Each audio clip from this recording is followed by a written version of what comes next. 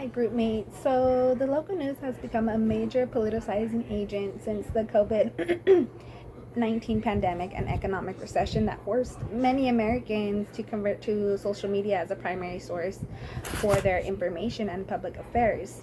Now, from one scholarly perspective to another, it is utterly predictable that the news would gravitate towards a more market oriented news model that incentivizes profit driven information and politics. Now, the media is an important socializing agent and thus a politicizing agent, and it is an extremely important political variable that demonstrates how much citizens learn and know about the world and society around them.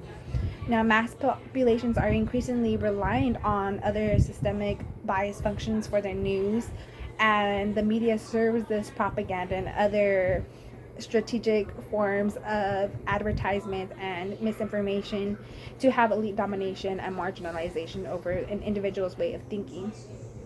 And this is kind of scary because the rise of digital media and different platforms has allowed consumers to pick and choose what they watch rather than waiting for the news on the television like every day at 6 p.m., right?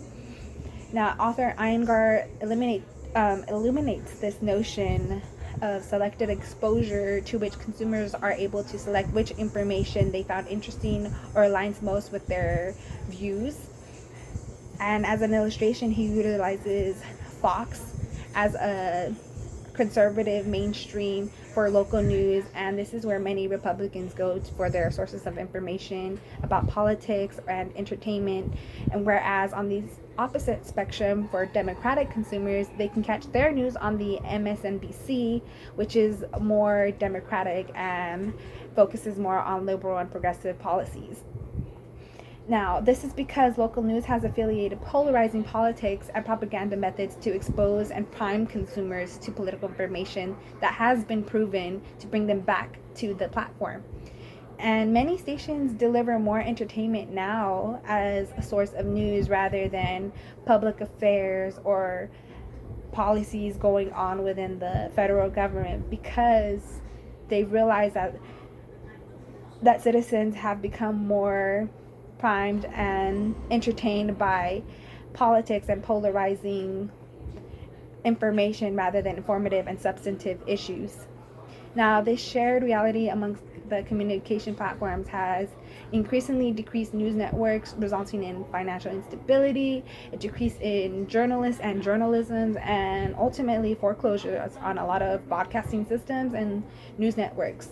Furthermore, the inconsistent competition for views by the audience has created new economic struggles and realities for journalists to sort of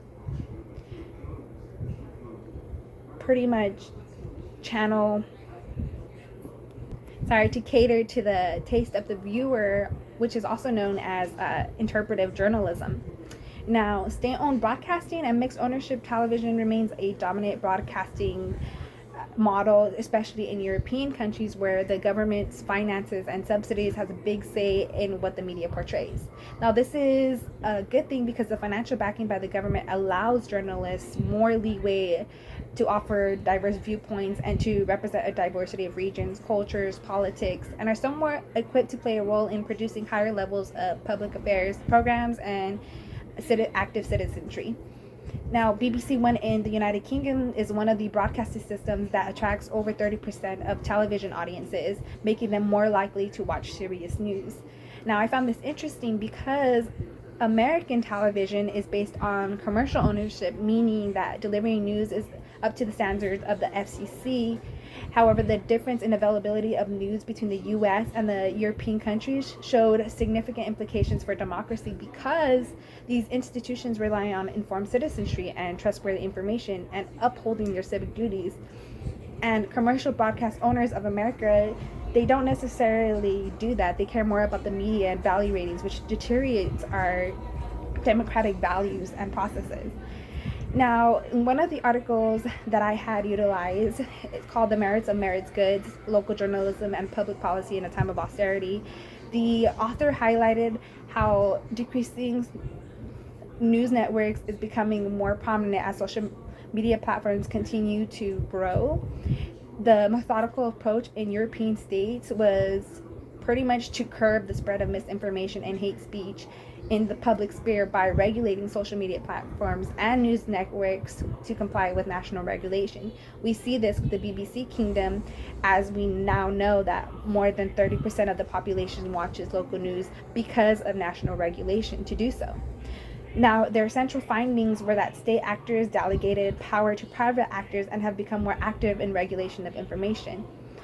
The author provided a strong emphasis on how the Western Hemisphere increasingly relies on local news and media for information and shaping their social and political ideologies, referencing some EU states and Germany as state actors who regulate private actors to incentivize better media policies, and they pretty much incentivize hard law on private actors who violate democratic principles for the sake of entertainment.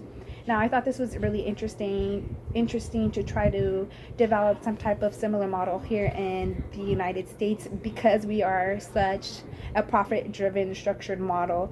We can really take notes off of European countries who pretty much initiate a regulating media and policies, and pretty much sustain local journalism and local news by implementing it as a national regulation, as a public good, as a merit, and not as a public good, but more of a merit good, because it promotes active citizenry and it keeps our democracy healthy.